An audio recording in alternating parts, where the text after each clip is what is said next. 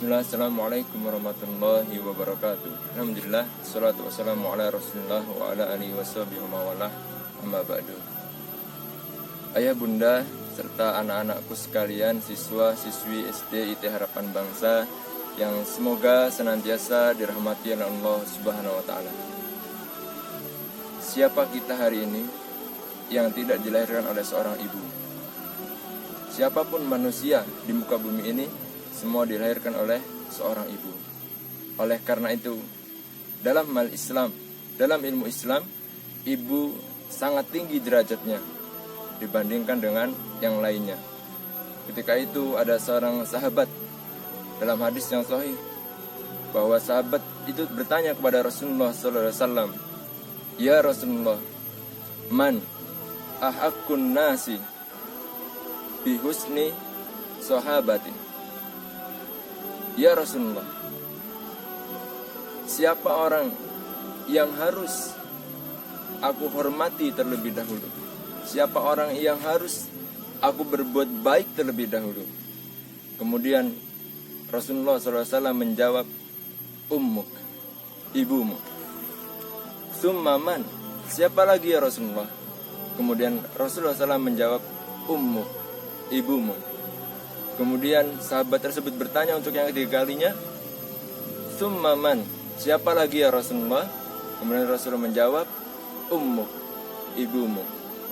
Kemudian yang terakhir sahabat bertanya, summa man. Kemudian Rasulullah menjawab, abu, yaitu ayahmu. Anak-anakku sekalian yang semoga dirahmati Allah Subhanahu wa taala. Inilah Islam. Betapa tinggi derajat seorang ibu dalam Islam. Maka Allah Subhanahu wa taala menempatkan ibu atau orang tua kita, yaitu baik ibu ataupun ayah kita, menjadi kedudukan yang kedua setelah kita beribadah kepada Allah Subhanahu wa taala. Ayah bunda serta anak-anakku siswa-siswi SD IT Harapan Bangsa yang semoga dirahmati Allah Subhanahu wa taala. Syekh Ghalib bin Sulaiman Al-Harbi, beliau menuliskan dalam sebuah bukunya yang berjudul Sungguh Merugi, yaitu sungguh merugi siapa yang mendapati kedua orang tuanya masih hidup tapi ia tidak dapat masuk surganya Allah Subhanahu wa taala. Apa yang beliau tulis dalam bukunya tersebut? Ya, setidaknya ada 3 kewajiban kita sebagai seorang anak, yaitu terhadap kedua orang tua kita. Yang pertama, yaitu kita dianjurkan untuk berbuat baik dan beribadah kepada Allah Subhanahu wa taala. Anak-anakku yang semoga dirahmati Allah Subhanahu wa taala. Allah Subhanahu wa taala berfirman dalam surat Al-Isra ayat 23, A'udzubillahi minasyaitonirrajim. Bismillahirrahmanirrahim. Wa qada rabbuka alla ta'budu illa iyyah wa bil walidaini ihsana. Dan Rabbmu telah memerintahkan kepadamu supaya kamu jangan menyembah kecuali hanya kepadanya, yaitu hanya kepada Allah Subhanahu wa taala. Kemudian wabil walidaini ihsana, dan berbuat baiklah kamu kepada kedua orang tuamu dengan sebaik-baiknya. Anak-anakku yang semoga dirahmati Allah Subhanahu wa taala, perintah beribadah kepada Allah Subhanahu wa taala menjadi perintah yang utama kepada kita sebagai seorang hamba. Dan yang perintah berikutnya setelah kita beribadah kepada Allah, yaitu dengan menyembah dengan sebenar-benarnya, maka yang kedua adalah kita berbuat baik kepada kedua orang tua kita. Maka dari itu, anak-anakku yang semoga dirahmati Allah Subhanahu wa taala, salah satu tanda benarnya kita beribadah kepada Allah dan berbuat baik kepada kedua orang tua kita, yaitu yang seorang perempuan diantaranya untuk menggunakan jilbabnya atau menutup aurat yang bukan mahramnya. Ini adalah suatu hal yang diwajibkan oleh Allah Subhanahu wa taala yang terdapat dalam Al-Qur'an.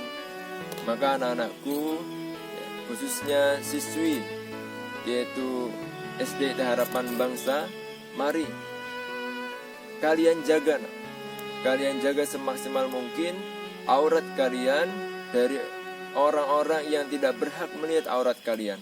Karena itu adalah salah satu tanda bentuk kalian berbuat baik kepada orang tua dan kemudian kalian beribadah dengan benar kepada Allah Subhanahu wa taala.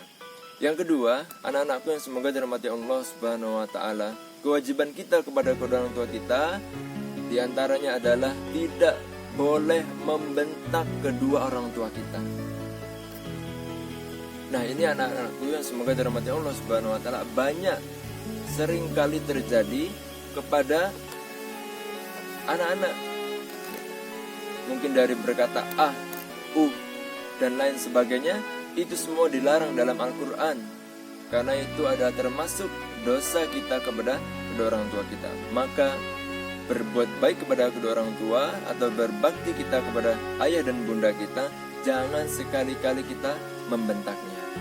Yang ketiga, Syekh Ghalib bin Sulaiman menyebutkan berbuat baik kepada orang tua, yaitu kewajiban kita terhadap anak kepada kedua orang tua, diantaranya adalah tetap berbuat baik kepada kedua orang tua kita meskipun orang tua kita zalim. Iya, zalim.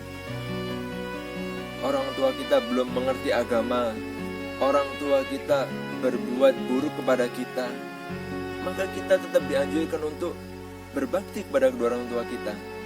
Inilah indahnya Islam, inilah mulianya Islam, yaitu tidak membalas keburukan dengan keburukan pula, tapi membalas keburukan dengan kebaikan. Anak-anakku yang semoga dirahmati Allah Subhanahu wa taala, ada sebuah kisah yang sangat menarik, yaitu dari sahabat Rasulullah SAW yang bernama Abu Hurairah radhiyallahu anhu. Ketika itu beliau sudah masuk Islam, dan seorang ibu yang melahirkan dia itu belum masuk Islam. Ketika itu setiap dia pulang setelah berjumpa dengan Rasulullah, ibunya selalu berkata buruk kepada Rasulullah SAW. Sampai suatu ketika Abu Hurairah melaporkan kejadian tersebut kepada Rasulullah. Ya Rasulullah, ibu saya selalu menjelek-jelekkan engkau, menjelek-jelekkan Islam. Sepertinya dia sangat benci terhadap Islam. Kemudian ketika itu Rasulullah SAW berkata kepada Abu Hurairah, yaitu mendoakan agar ibunya Abu Hurairah itu diberikan hidayah kepada Allah Subhanahu wa taala, dari Allah Subhanahu wa taala. Maka apa yang terjadi anak-anakku, ketika Abu Hurairah pulang ke rumahnya dan ia menyaksikan ibunya ketika itu bersyahadat, yaitu menyatakan dirinya untuk masuk Islam, untuk mengikuti agamanya Nabi Muhammad SAW. Subhanallah, inilah indahnya Islam.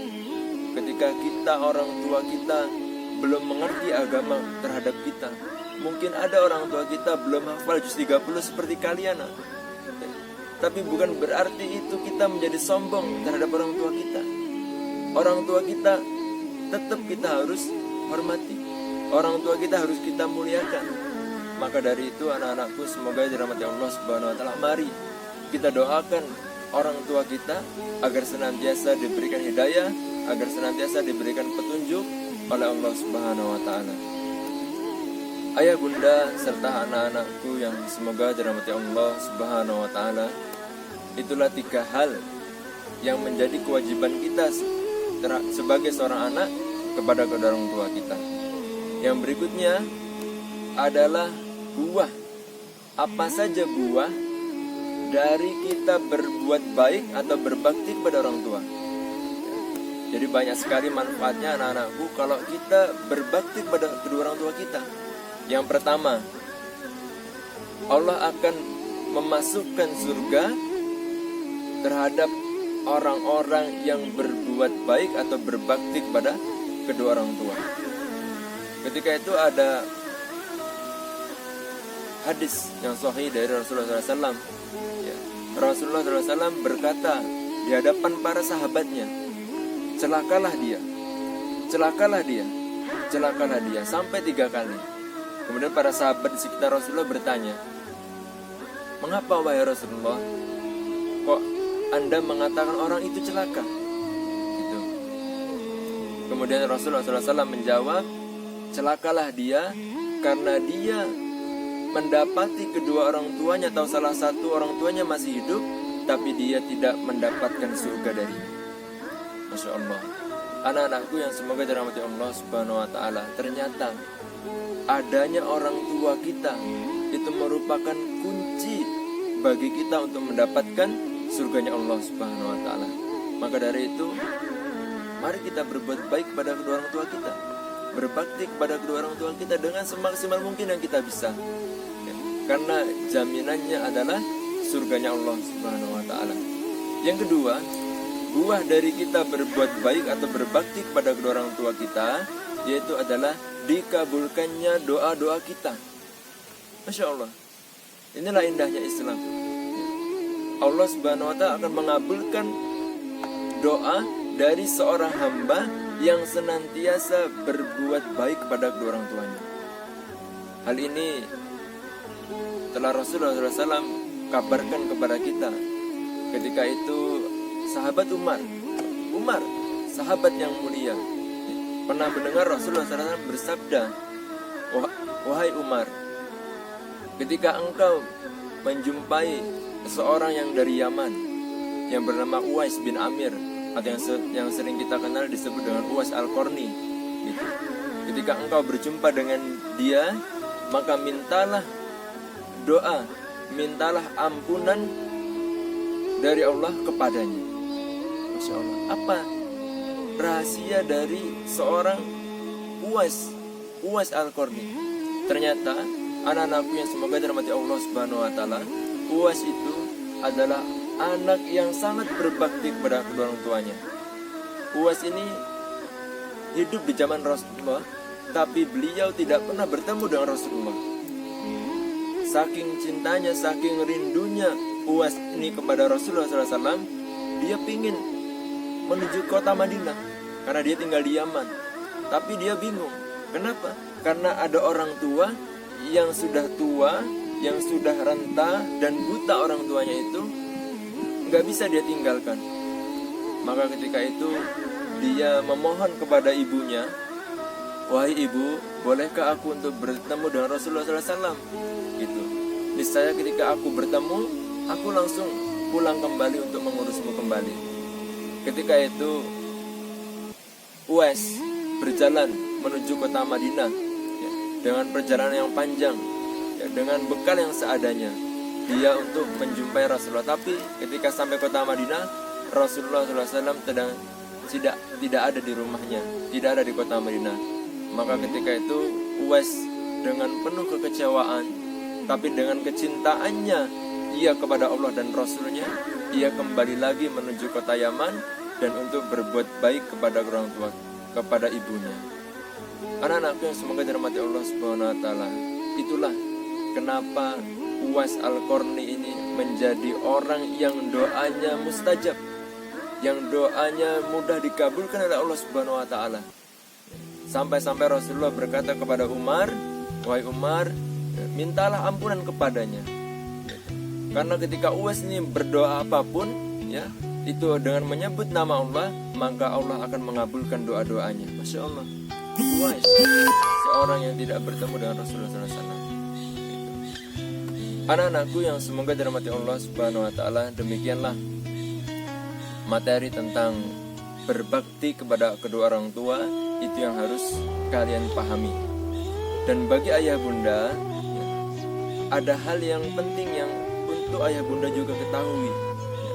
Dan ini sesuai dengan kisah ketika di zaman Umar bin Khattab radhiyallahu anhu. Ketika itu Umar sudah menjadi seorang Amirul Mukminin, pemimpin yang orang-orang mukmin ketika itu, ya. Ada seorang ayah yang datang menuju Amirul Mukminin, yaitu bertemu dengan Umar bin Khattab radhiyallahu anhu. Sang ayah ini mengeluhkan anaknya yang sangat nakal, anaknya yang durhaka kepadanya, tidak nurut dan lain sebagainya. Berbagai keluh kesahnya dia laporkan semua kepada Amirul Mukminin Umar bin Khattab radhiyallahu anhu. Wahai Amirul Mukminin, anakku ini nakal, anakku nggak nurut, anakku melawan dan lain sebagainya. Gitu. Kemudian sang Amirul Mukminin, sang khalifah, sangat marah mendengar ada seorang anak yang durhaka kepada orang tuanya. Ketika itu Amirul Mukminin Umar bin Khattab bertanya kepada anaknya, apakah benar seperti itu, wahai anak, yang dikatakan oleh ayahmu? Iya benar, wahai khalifah. Tapi apakah saya salah? Gitu. Ketika saya seperti ini sekarang, jika orang tuaku tidak memberikan hak-haknya kepadaku, tidak memberikan hakku sebagai seorang anak. Ayah bunda yang semoga dirahmati Allah Subhanahu wa ta'ala, ternyata anak kita memiliki hak juga yang harus mereka dapatkan. Apa yang pertama? Yaitu mendapatkan ibu yang baik. Nah, ini penting. Bagaimana kita hari ini yang sudah seperti ayah bunda sudah menjadi ayah, sudah menjadi ibu, ya, maka itu menjadi syarat utama haknya untuk seorang anak mendapatkan ibu yang baik.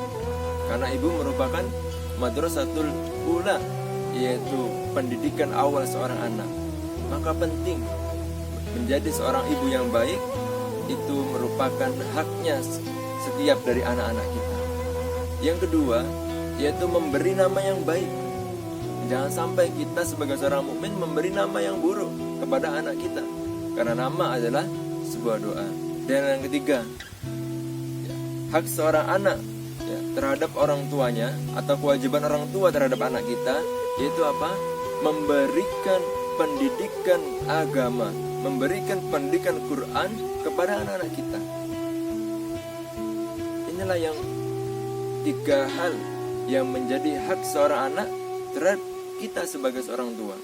Maka dari itu, ayah dan bunda yang semoga dirahmati Allah Subhanahu wa ta'ala, 3 hal ini mari kita berikan kepada anak-anak kita, agar anak-anak kita kelak menjadi orang-orang hebat, menjadi orang-orang besar, memberikan kemenangan, memberikan perjuangan terhadap dinul Islam ini, terhadap agamanya Allah Subhanahu wa ta'ala ini.